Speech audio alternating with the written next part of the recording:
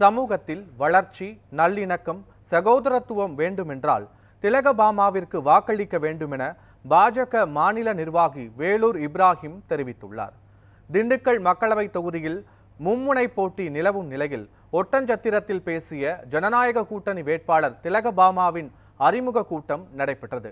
கூட்டத்திற்கு சிறப்பு அழைப்பாளராக வந்திருந்த பாரதிய ஜனதா கட்சியின் மாநில நிர்வாகி வேலூர் இப்ராஹிம் வேட்பாளரை அறிமுகம் செய்து வைத்து மேடையில் பேசினார். அப்போது 3 ஆண்டு திமுக ஆட்சியில் தமிழ்நாட்டில் உள்ள மக்கள் தொடர்ந்து வேதனை அடைந்து வருவதாக தெரிவித்தார்.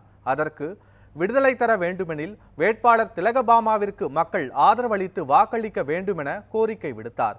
வளர்ச்சி, நல்லிணக்கம், சகோதரத்துவம் கிடைக்க பெற வேண்டுமென்றால் திண்டுக்கல் பாராளுமன்ற வேட்பாளர் திலகபாமா அவர்களை மாம்பழம் சின்னத்தில் வாக்களித்து வெற்றி பெற செய்ய வேண்டும் என்றும் வேலூர் இப்ராஹிம் கூறினார்.